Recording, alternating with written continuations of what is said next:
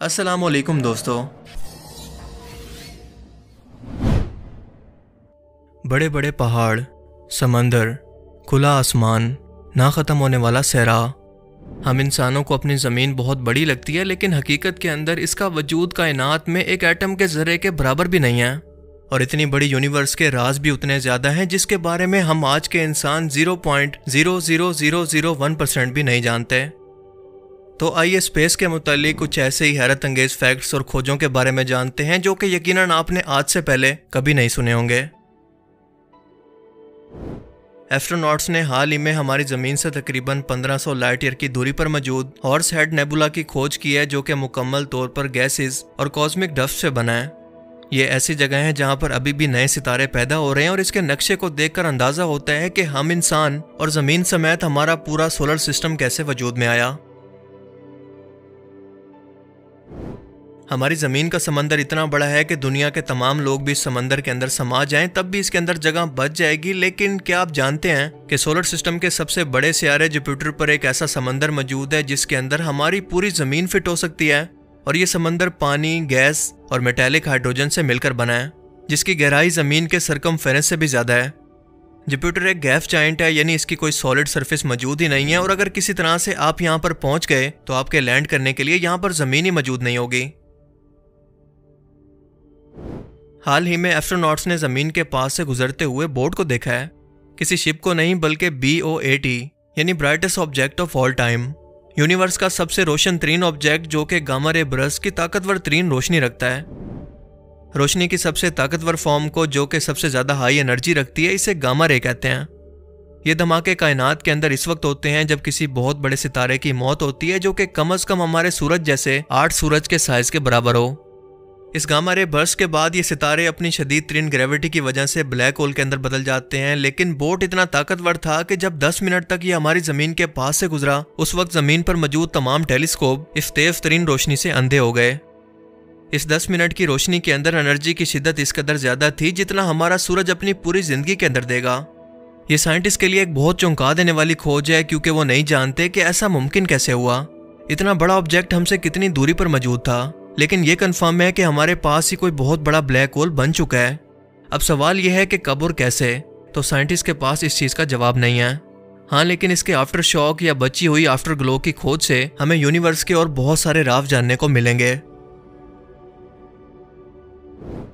हमारे solar system में Pluto सबसे छोटा या सबसे बोना प्लैनेट है और हम अभी तक कंफ्यूज हैं कि इसे प्लैनेट की कैटेगरी में डालें या किसी एस्ट्रॉयड की, क्योंकि इससे भी छोटे एस्ट्रॉयड इस वक्त भी हमारे सोलर सिस्टम के अंदर मौजूद हैं। अगर साइज की बात करें तो ये अमेरिका की चौड़ाई से भी कम डायमीटर रखता है और रशिया के सरफेस एरिया से भी कम एरिया। इसकी सतह पर बड़े बड़े वोल्केनोज या पहाड़ मौजूद हैं, मगर वो ज़मीन जैसे बिल्कुल नहीं है, क्योंकि इनसे उबलता हुआ लावा नहीं बल्कि बर्फ़ निकलती है। दरअसल इन वोल्केनोज के अंदर पानी बहुत ज़्यादा प्रेशर के अंदर रहता है और जब ये प्रेशर बहुत ज़्यादा बढ़ जाए तो ये पानी वोल्केनोज से प्रेशर के जरिए बाहर निकल आता है, बिल्कुल ऐसे ही जैसे बहुत ज़्यादा पानी पीने के बाद आपका प्रेशर बढ़ता है और आप वॉशरूम की तरफ दौड़ लगाते हैं। हम इंसानों से 12 लाइट ईयर दूर एक ब्लैक होल मौजूद है जिसका नाम है PM8279+5255 और ये हमारे सूरज से भी लाखों गुना बड़ा साइज रखता है। ये अपने आसपास मौजूद गैसेस को बहुत तेज़ी से अपनी तरफ खींच रहा है, जिसकी वजह से बहुत ज़्यादा एनर्जी पैदा हो रही है।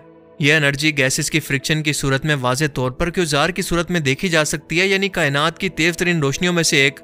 2011 में साइंटिस्ट को यहाँ पर यूनिवर्स में मौजूद सबसे बड़ा पानी का स्टोरेज मिला, जो कि ज़मीन पर मौजूद टोटल पानी से 140 ट्रिलियन गुना ज़्यादा है, जो कि इसी क्यूजार के आसपास घूम रहा है और कई सौ लाइट ईयर तक फैला हुआ है। पानी ही नहीं बल्कि डीप स्पेस के अंदर शराब या रम का बहुत बड़ा स्टोरेज भी मौजूद है। जी हाँ, सैजिटेरियस 2 भी एक बहुत बड़ा डस्ट और गैसेस का बादल है, जो कि हमारी मिल्की वे गैलेक्सी से 390 लाइट ईयर की दूरी पर इस तरह से मौजूद है कि इसके अंदर ईथल फॉर्मेट की बहुत ज़्यादा तादाद मौजूद है, जो कि रम और रसबेरी के फ्लेवर को बनाता है। इस बादल का वजन हमारे सूरज से 3 मिलियन गुना ज़्यादा है, जिसका मतलब कि इससे ना ख़त्म होने वाली कई बिलियन लीटर अल्कोहल निकाली जा सकती है, जो दुनिया के तमाम इंसानों को अरबों सालों तक टून करने के लिए काफ़ी है।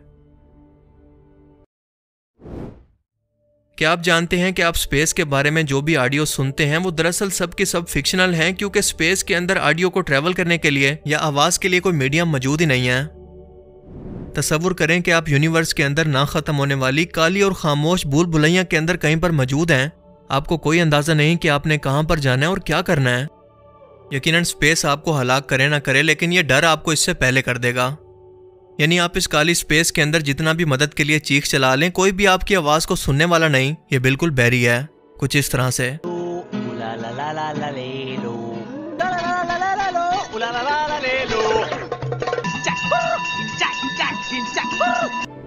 क्या आप जानते हैं कि अगर स्पेस के अंदर दो एक जैसी मेटल की चीज़ों को पास लाकर जोड़ा जाए तो वो कभी अलग नहीं हो सकती, वो हमेशा के लिए जुड़ जाएंगी।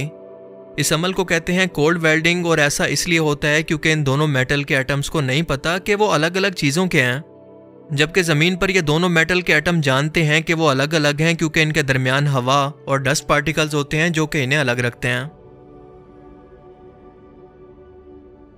ये तस्वीर जो आप देख रहे हैं ये गुलाब है, जो कि ज़मीन पर नहीं बल्कि छोटा सा दिखने वाला ये स्ट्रक्चर दरअसल हमारी यूनिवर्स के अंदर मौजूद एक सुपरनोवा है जिसका नाम है SNR 0519, जो कि 88 लाइट ईयर पर फैला हुआ है और उसके अंदर तकरीबन 95 करोड़ ऑक्टेलियन ज़मीनें समा सकती हैं। लेकिन हैरानकुन बात यह है कि यह तकरीबन 6.1 मिलियन किलोमीटर फी घंटा की रफ्तार से इस वक्त भी फैल रहा है, जिससे आप इसके साइज़ का अंदाज़ा अच्छी तरह से लगा सकते हैं। क्या आप टाइम में वापस जाने का शौक रखते हैं या फिर टाइम में वापस जाकर अपने पास्ट को देखना चाहते हैं? ऐसा ज़मीन पर तो नहीं, पर यूनिवर्स के अंदर पॉसिबल है। जी हाँ, हम इस यूनिवर्स को हमेशा इसके प्रेजेंट के अंदर नहीं देखते बल्कि हमेशा इसके पास्ट के अंदर देखते हैं, क्योंकि यूनिवर्स की वो रोशनी जिसकी वजह से हम चीज़ों को देख पाते हैं वो न जाने कितना लंबा सफ़र करके हमारी आंखों तक पहुँच रही होती है। लेकिन इसकी स्पीड लिमिटेड होने की वजह से और कायनात के बेइंतहा फासले की वजह से असल टाइम गुजरने के बाद ये रोशनी आखिरकार हमारी नज़रों तक या ज़मीन तक पहुँच पाती है। और इतने टाइम के बाद मुमकिन है कि जिस चीज़ को हम अपनी आंखों से देखकर प्रेजेंट समझ रहे हों दरअसल उसे ख़त्म हुए भी कई साल गुजर चुके हों, लेकिन हमें इस बात का कोई एहसास नहीं होता। तो दोस्तों, स्पेस के मुतालिक आपको इनमें से सबसे अमेजिंग फैक्ट्स कौन सी लगी? अपनी कीमती राय का इजहार कमेंट सेक्शन में ज़रूर करें। अब मैं मिलूंगा आपसे एक ऐसी ही नई इंटरेस्टिंग वीडियो में। तब तक के लिए अपना बहुत सा ख्याल रखिएगा। Thanks for watching this video. अल्लाह हाफिज़।